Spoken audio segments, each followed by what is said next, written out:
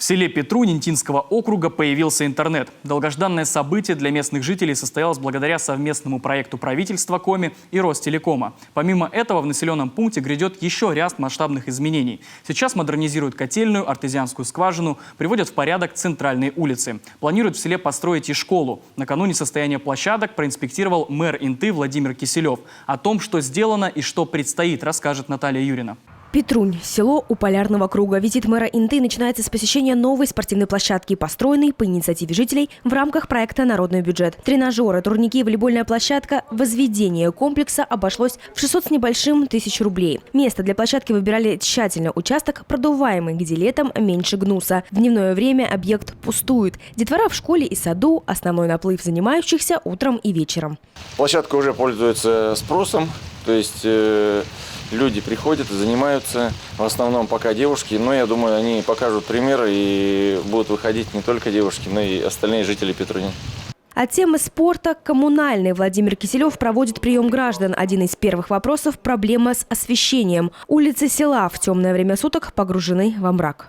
Большая, в принципе, проблема по деревне, по селу – это уличное освещение. Получается, по центральной улице, там вплоть до магазина, сколько домов, там нет уличного освещения, очень темно, маленькие дети, там тем более у нас перекресток, там выбегают и лошади, и бураны, и мотоциклы, поэтому очень страшно, и даже не только детям, но и взрослым, конечно же.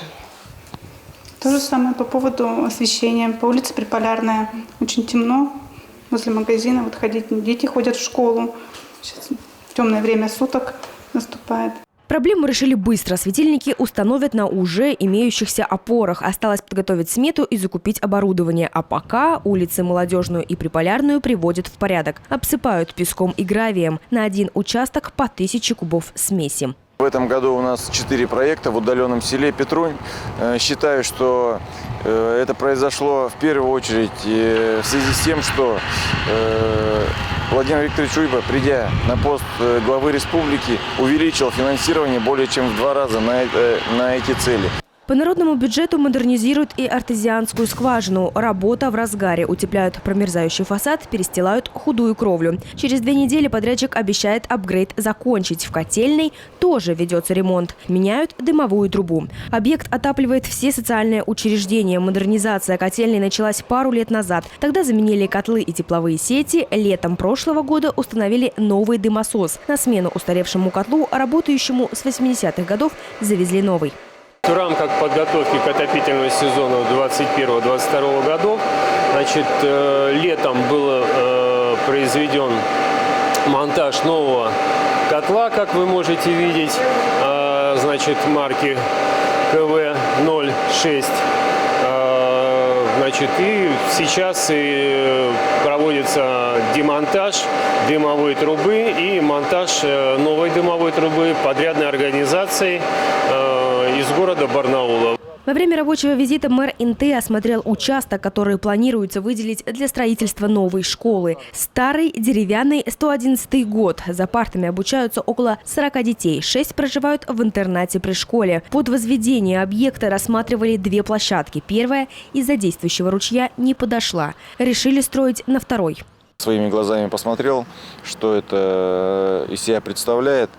Участок между 2 улицами. Улица с одной стороны новая строится, с другой стороны у нас школа старая, плюс дизельная станция. Участок подходит, мы сейчас еще раз в этом убедились. Единственное, что надо будет проработать вопрос окувечивания, потому что низина, и отсыпки. В принципе, я думаю, что этот участок подойдет. Мы сейчас его будем отрабатывать сначала на своем уровне, дальше будем советоваться с республикой. Благодаря совместному проекту правительства Коми и компании Ростелеком в селе заработал долгожданный скоростной интернет. Ранее тут была диалаб-связь, сейчас оптиковолоконная. В 2021 году, наконец-то, к общей радости и жителей села Петрунь, и Ростелекома, и Министерства цифрового развития совместным проектом проложили, наконец-то, волоконно-оптическую линию связи до села Петрунь. Подключили уже 3 объекта социально значимых. Это ФАП, это школа, это пожарная часть. В этих учреждениях уже интернет имеется, люди пользуются, уже оценили по достоинству. В дальнейшем интернет появится и в других организациях. А вот сыктывкарскому подрядчику, ремонтирующему мемориал, посвященный героям Великой Отечественной войны, придется вновь вернуться на объект и устранить огрехи. Краска, нанесенная поверх бетона, облупилась. Летом памятник повторно покрасили. Однако новый слой и полгода не продержался. В прошлом году сделали памятник. Памятник делала сыктывкарская организация. На сегодняшний день дал указание, чтобы начали претензионную работу. Сейчас приеду, буду созваниваться сам. Не будет диалога, значит, будем действовать по суду.